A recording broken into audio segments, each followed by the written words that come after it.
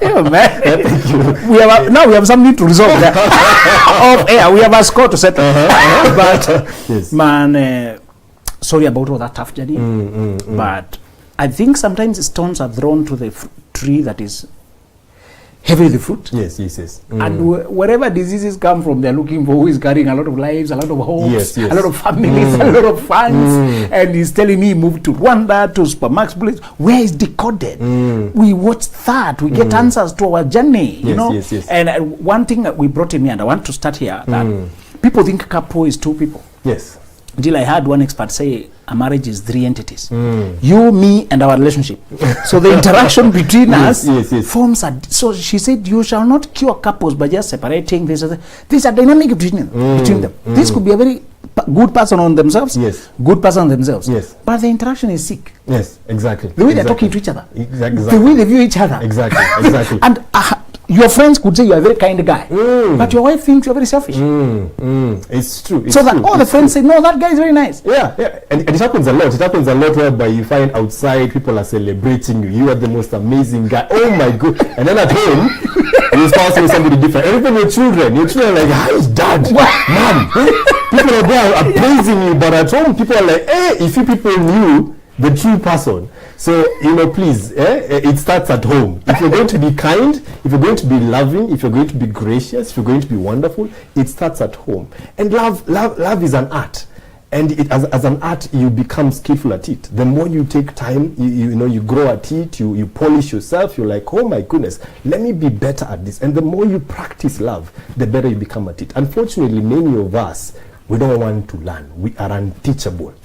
Did you pick the artist said love is an art? Exactly. Love is an art. And what is art? Art is creating something of value out of something simple. So two people coming together, that's simple. But imagine they create something of value. That even them, they're like, wow, this is fulfilling to you and fulfilling to me. It's not just one person who's benefiting, and also adding value to the community, to the people, first to the children, then to the greater society. That because these two came together, oh my goodness, generations are touched. Lives is touched. Look, you're creating value out of something simple. But unfortunately, so many couples are mismanaging their blessing. You're blessed with an amazing person. You're blessed with a wonderful person as a man, as a woman, but you're mismanaging that blessing. And I need to tell especially married people, remember the marriage that you currently have was once a prayer item. You're like, God of our valley, please, I pray, bless me. And then you've been blessed. Now what? Now you're taking that spouse for granted. Now you're no longer doing the special things that you used to do for your spouse. Now you're feeling entitled. Now you no longer say thank you. When you're writing to perhaps Mr. Masinde a letter, you're writing, dear sir, hope this message finds you well. Thank you so much for the opportunity. Yours faithfully, Mr. So-and-so, Miss So-and-so. But when was the last time your spouse had the word thank you? When was the last time your spouse had the word please? When was the last time your spouse had kindness from you? So we are kind to other people, but not at home. Most of the times during therapy, I get couples to talk about how they met. Like, oh, I met, and there's some sweetness over there because the story starts very sweet. And then I ask them, what is it about your spouse that you miss? And then they start saying, I miss this. I miss how she used to be so gentle speaking to me. I miss how he used to pursue me. How he used to be so interested in me. And do you know, most of the times, the solution to the marital problems is going back to the person you are. Doing those things that made you fall in love with each other. Simply, that's what your spouse is asking. What happened to you? What happened to us? We used to pray together. You used to check up on me. You used to, make me feel secure. Nowadays, you don't care. Nowadays, you're over there, you're very descriptive with your phone. You're discreet with your phone. You're very defensive. You're very harsh. You're all these things. So his spouse is wondering, what happened? We used to have something good. And then now you start finding couples going on a revenge mission. Because you've hurt me, now I'm going to hurt you. And revenge, tit for tat, is destroying homes. You do this, I do that. So you talk to me like this, I'm going to talk to you like that. No. If your spouse comes at you with toughness, answer back with gentleness. My wife and I, we have a very wonderful saying which says, what you're doing is either building or destroying your home. Anything that you're doing or saying, it's either building or destroying. So ask yourself, when I say this, when I do this, am I building or am I destroying? When I'm revenging, am I building or am I destroying? When the weirdest thing, you have husbands waiting for the wife to do better, and then you've got the wife waiting for the husband to do better. So both of them are in their own separate corners, waiting for the other. You're right. So the marriage is on a stalemate, or even the relationship is on a stalemate. You're right. You know what? Be the bigger person. That's true. Initiate love. Wow. Because you know at the core of your heart, you want this thing to work. You're right. You want this thing to work. Love is the number one thing we all dream of and desire, but also the one thing many of us are struggling to give. That's true. We don't want to give it, but we want it. That's true. No, we don't want to give it, but we want it. We're like, you want someone to love you, but can you love? Can you love? Whoever wants friends must be himself be friendly. That's true. So if you want a great marriage, then do what actually you're hoping that your spouse will do. That's true. Do what your spouse is wanting you to do. And I like what that you said in terms of like the a relationship, like three. There's you, then your spouse, and then now what you have together. Exactly. Many people are losing themselves in marriage. That's true. You know, you could be married and you love your spouse, you turn your spouse into an idol, you forget yourself. That's true. Your spouse can be your God. Wow. Your spouse can even push you away from God. Wow. Your spouse can be the reason of your existence. That is too high a responsibility to give to a mere human being. Your spouse is a blessing. That's not true. the one who blesses, not your blesser. That's true. God is your blesser. So stay close to your blesser. Love your blesser. Honor your blesser. Because let me tell you this, the moment you elevate your spouse above God or higher than God, that marriage will be shaken. Wow. God doesn't share glory. That's true. God doesn't share glory. God loves marriages, but guess what? He loves your soul even more. Wow. What good is That's it to deep. gain a marriage and lose your soul? That's deep. Yeah. What good is it? And so many people, they veered away from God. Many people, ask many couples, do you want a godly marriage? Yes. But are you doing marriage God's way? No. You ask the husband, do you pray? Yes, I pray. You ask the wife, do you pray? Yes, I pray. Do you pray together? No.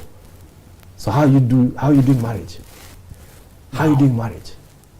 Well, you find sometimes some husbands, every single time, let the wife pray, let the wife pray. The kids have never seen you pray. That's true. So imagine if you have a son, what are you teaching your son? Praying and spiritual matters is for women. It's for women. That's right. Yeah. So we need to address this. We need to address, and especially also to the men. You know, I love also interacting with men. One of the things that brings me joy is watching men come for therapy. That's true. Or even booking together with their wife. Because in that therapy room, the man ends up opening up sometimes things that even the wife doesn't even know. Wow. Men become vulnerable. They open up. Sometimes they even share wounds and reflections that they've had in their life. And even the wife was like, all these years I've been with you, I've never known this. Why? Because in that therapeutic space, you can talk. That's true. There's no judgment. And I'm not going to shout at you. I'm not going to judge you. And so they open up. And because many times, when a couple is about to get married, the man, what does he have? Nothing to prepare for him. That's true. What do women have? Bridal showers. This is how to love your husband. This is how to take care of him. This is how to nurture him and grow with him. What do men have? Really, nothing. You're right. When a couple is getting a child, the mother has what? A baby shower. What do men have? You know, as well as you provide school fees, as well as that's the only thing. So we're having men who are calling themselves heads of the family who are ill prepared, leading women who are more prepared than them for marriage and family. That's right. So it brings me such joy whenever I see men interested in knowing how to lead their home, in knowing, hey, I want to do better. I may not have had a father to mentor me, or you know what it means to be a man, how to love my wife or how to love my children, but let me learn. Because for as long as you're an adult, you can't keep blaming your parents. That's right. You can't. Whatever your parents did not give you, you can still find it. And we live in a day and time where there's a ton of information. Whatever you want to know is out there in the world. That's true. If you want to be a great husband, a great wife, information is there. Resources are there. Seminars are there. Platforms are there. Online, face-to-face, you have no excuse. The question is, are you teachable? Wow. Teachability. It's an attractive trait in a spouse. Wow. It's an attractive trait in a spouse. A spouse who can say, I want to know how to love you. I want to know how to love you. And this knowing how to love you is how you increase intimacy. Not just sexual intimacy, even emotional intimacy. Right. Imagine having a spouse who tells you, how do I handle you when you're mad? How do you love me? How do you want me to love you? Because many times we're loving our spouses the way we want to love them, not the way they need to be loved. That's true.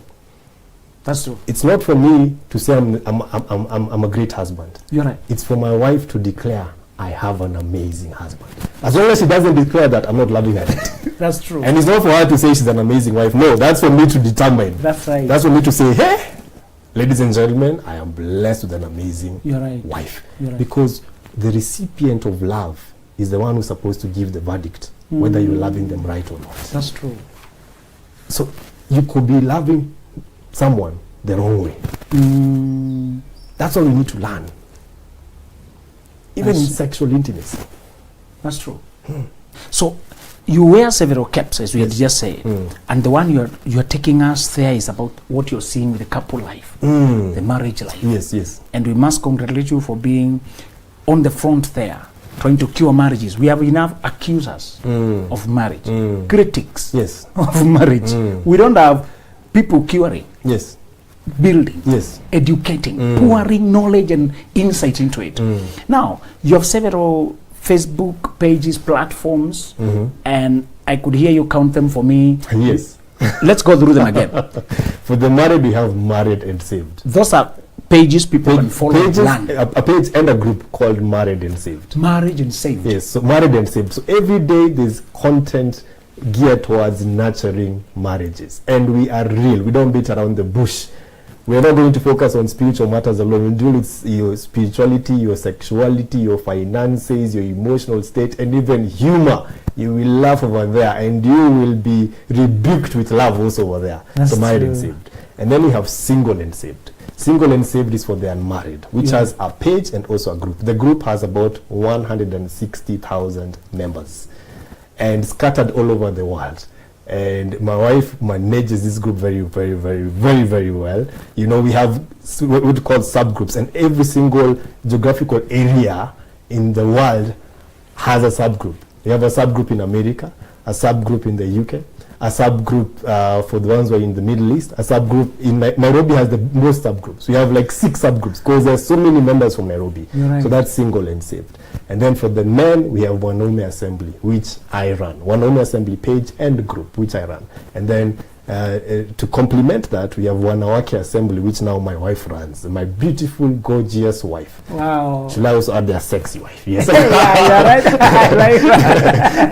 So she runs now Wanawake Assembly. Now, where now she gets to address women's issues. Now there's a page and a group to actually follow that. So we have a lot of online platforms and also face-to-face meetups, and also get to meet people on the ground, whether it is churches, corporate entities, estate associations, people who just come together, even intimate groups. You can be a couple of like a group of like 6 couples. You come together, you're like, just come and speak to us. I love those ones. Or even you can be a group of singles. You're like, hey, we want to find out how do you choose the right person, how do you heal, how do you go about these things. So also we now have those the singles events. So it's the internet is a very powerful tool to use. That's true. It's a very powerful tool to use. That's because a sermon, you can hear a sermon maybe perhaps for like 30 minutes or an hour. That's true. Once a week.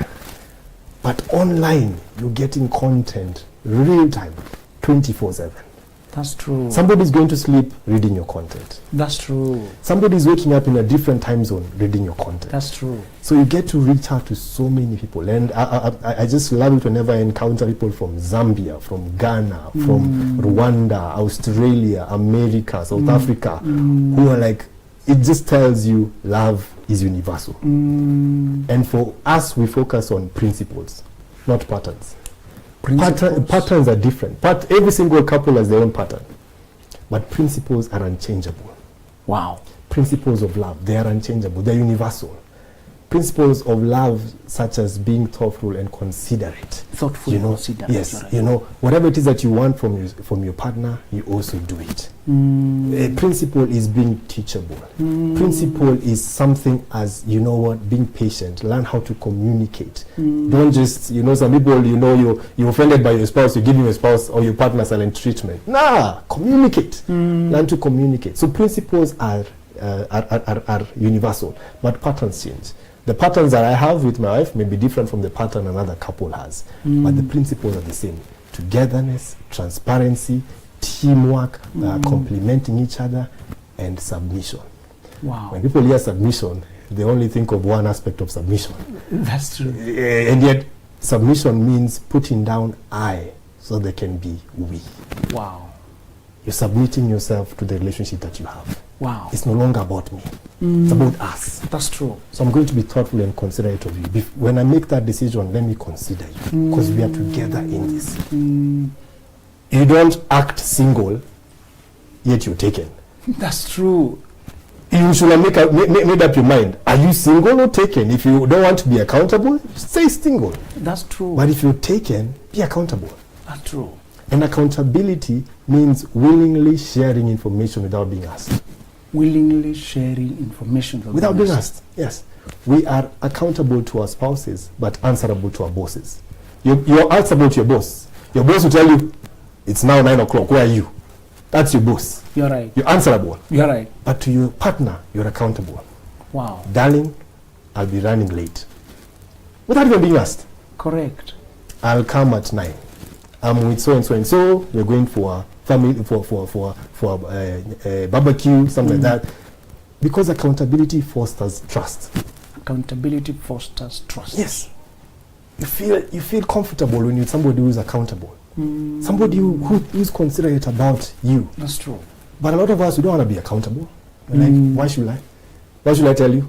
Why are you policing me? You're not being policed. You're being asked to submit to the relationship and be together, one. Because relationships are not about individuality. Individuality.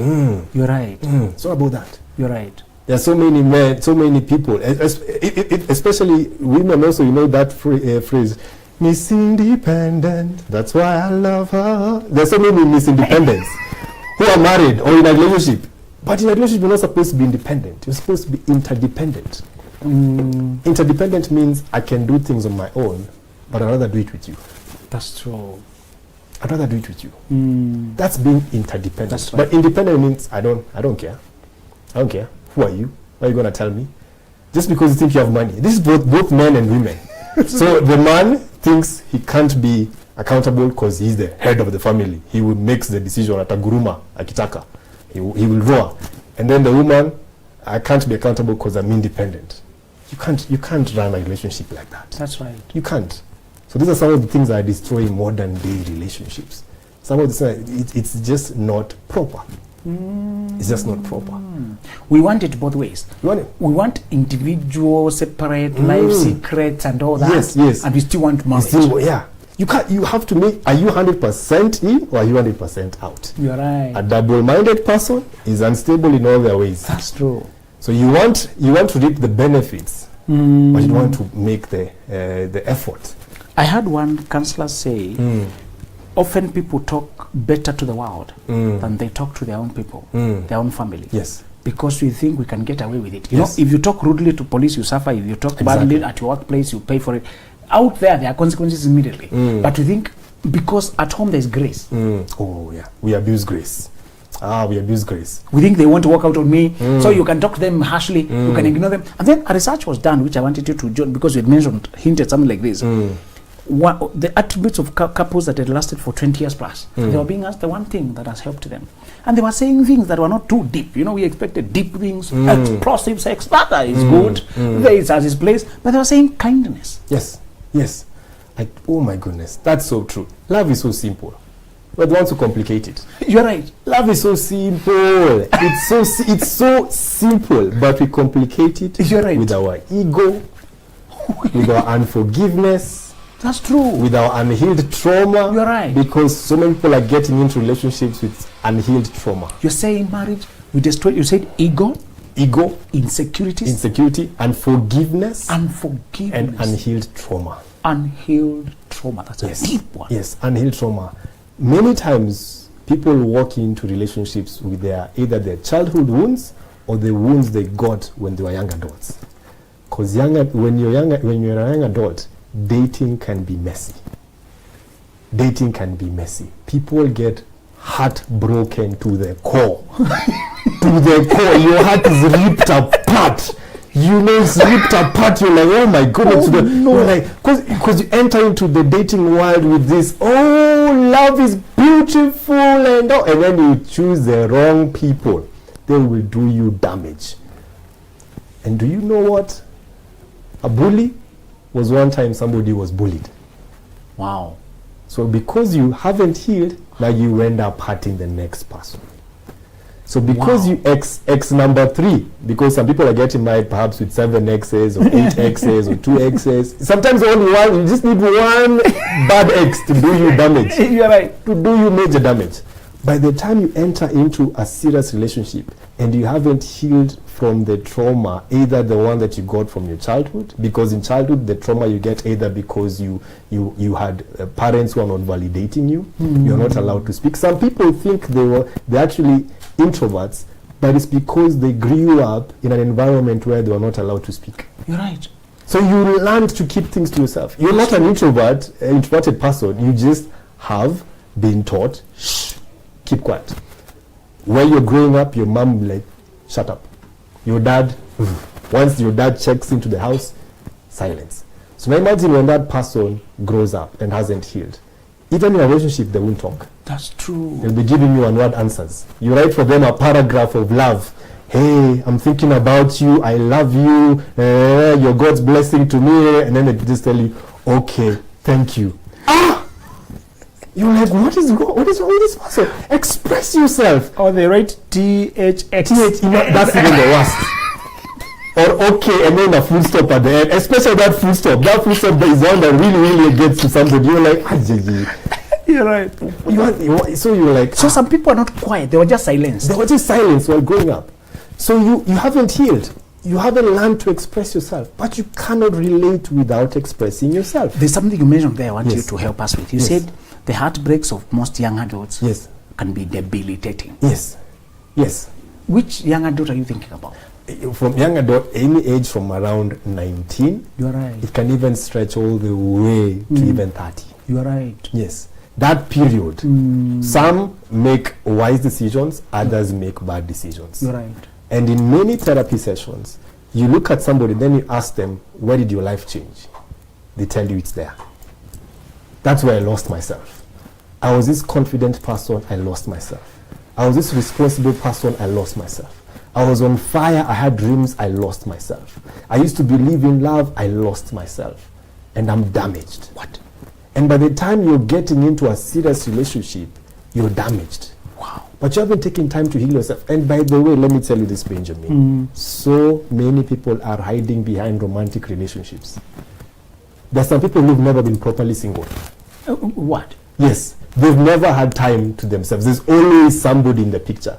Either an exclusive relationship or a fling or, that person who can scratch your back, you scratch their back. There's always somebody. They've never been, let me be with me. Because there's people, they can't be with themselves, so they hide behind a relationship. They can't be with themselves? Yes. So you hide. But you see, you can't love another person until you first love yourself. And how can you know you love yourself? Answer this question. Who are you? Wow. Who are you? You're right. Forget about the relationship. Even if you're married, forget about the marriage. Who are you? Take away any romantic relationship. Who are you? What are your values? What are you about? Some people can't answer that question. Now, this is the saddest thing. In therapy session, I ask somebody, do you love your partner? Yes. Without even waiting for me to finish the question. And then ask them, do you love yourself? They hesitate. they hesitate. The first one, they're very quick. The first one, they're very quick. The one for loving self, because we don't ask ourselves these questions. Do I love me? Am I okay? What do I love about myself? Both the physical and inner characteristics. Because until you love yourself, you're going to be insecure, you will make bad decisions, you're going to be desperate. Somebody who doesn't love themselves, they're very, very desperate. You're their world. If you can't be with them at 2 p.m., everything is helter-skelter. Things are going bad. And it was just a simple... They start falling apart. They start falling apart. And it's not that you don't want to be with them, it's just that you can't by circumstances. And things happen. But you see, because you're their everything. So they fall apart. Simply because they haven't loved themselves. Somebody else who doesn't love themselves might find it difficult to even receive love. You know, in Swahili there's a saying that says, ukipendwa, pendeka. That's why people, they are unlovable. Because they don't love themselves. You tell them, you're beautiful. Me, I'm beautiful. No, no. I'm not that person. I'm not like so and so. Excuse me, receive the compliment. Somebody's appreciating you. But you see, you cannot take it because you don't see it. And it doesn't matter how much your partner believes in you. If you don't believe in yourself, what's the point? Wow. 90% of what matters is you believing in yourself. It's great to have a supportive partner. But it's even more important for you to believe in yourself, to love yourself. And then your partner complements that. Not completes you, complements you. Compliments you. Yes, compliments you. And when you also don't love yourself, now you want to control your spouse. You become insecure. If you're a man, the moment your partner, your woman, earns more than you, that's it. You're under threat. You're scared. Or the moment your man or your woman perhaps is succeeding and you're seeing them growing very fast, you get uncomfortable. Or they might find somebody else who's better than me. Excuse me, be confident in yourself. Love you. Be confident in what you're actually doing for the one you love. And so you see, these are some of the things that need to be addressed. To be addressed. And even when it comes to trauma in relationships, you know, people react differently to trauma. When it comes to trauma, some people, whenever they get triggered, they flee. They're those ones who flee. That's right. The people who flee, they're the ones when there's a problem in the relationship, instead of handling the situation, they run away. You're right. They take off. You're right. You're with this person, they disappear. That's true. They excommunicate you. They blue tick you. That's somebody whose trauma reaction is flee. Then there are those ones who fight. When they're triggered, they fight. Fighting doesn't necessarily mean physical, but they fight with attacks, with insults. That's somebody that's how they react with their trauma. Fight. Then there are those ones who fawn. Fawn is now they please you. They want to be a people pleaser. They will say, I'm sorry, even though they're not at fault. They will agree to things even though deep inside they don't want it. They are people pleasing. And there's a lot of partner pleasing in relationships. That's right. You're not happy, you're resentful. That's right. Yeah? You can even give your spouse a wonderful gift or your partner a wonderful gift. Oh, here, I love you. The moment you walk out that door, wow. because it's not from the heart. That's true. You're doing it to please your partner. And then there's another one. The next one is freeze. Now this one, things are difficult. They don't even want to talk. They're just quiet. That's true. They're just quiet. That's true. Let's talk. Let's have a conversation. You're trying to start something with somebody. Let's talk. So it's for somebody to analyze which one of these am I. Do I flee? Do I fight? Do I fawn? Or do I freeze? Which of these four? Learn your trauma response and also learn the trauma response of your partner. That way, when things are difficult, you'll understand, oh, so the reason why they behave like this is because of X, Y, Z. Because relationships work best when there's understanding. That's true. Understanding that these are my trigger topics. Whenever we talk about this thing, it unsettles me. So understand that. So when you're talking about that thing, how do you go about it? How do you talk about it? And also tone. The tone. Tone is very important. It's not just what you say, it's how you say it. It's how you say it. It's you can be correcting your spouse but correcting the wrong way. That's true. You can be correcting your partner but correcting the wrong way. So when you're correcting your partner, check your tone. Is your tone welcoming or is it judgmental? Is your tone harsh or is it seeking understanding? When you're asking questions, are you asking like FBI, CID investigations? You're right. Or are you asking as somebody who's keen on, I want to understand what's happening? That's true. Far too many of us, we are forming conclusions out of assumptions. That's true. You see something you've already concluded, and this is born out of insecurity that a lot of us picked up during the young adult period of dating or during our childhood experiences where no one was there for us. So you think that people are about to leave you, including the one who says they love you. That's true. Relax. Calm down. Calm down. Calm down. So tone. Check your tone. And you know, you mentioned self-love, and for many people, we are not taught the philosophy of self-love. Loving another person is romantic. It's erotic. It has feelings. I feel attracted. Yes. So, loving yourself is technically different. And because you mentioned one very key thing. Yes. There, of the three components I found, you mentioned believing yourself. Now, when you love somebody, when you love something, you need to discover it, feel attracted to it, believe that it is actually valuable. Yes, exactly. Exactly. And because you mentioned self-belief, because you did not have time to dwell on it, I thought we should insert those two there. Before you love yourself, you need to discover yourself. Exactly. I mentioned about young adults because I'm very big on that group. Yes. Yes. I'm aware of that. Very big on that yes, group of pre-25. And this morning, one 23-year-old was chatting me at 4 something about the struggle she's having with her boyfriend. She had chatted me back when I visited the Kenyatta University. Okay. At that time she was 22, and I gave her a whole speech while this is the time you're supposed to be healing, discovering yourself. Self-discovery is a very long and arduous process. Many of us avoid it, and we pay for it. We sell short, we compromise, we make blind decisions. We settle below where we belong. We sign permanent contracts at the long price, and we never really blossom. Yes. This is the Benjamin Zulu Global. Welcome our viewers from all over the world to the home of the Heart Matters. We're converging to learn together because when you know better, you can do better. And a better life is what we all want. Better work life, better family life, better personal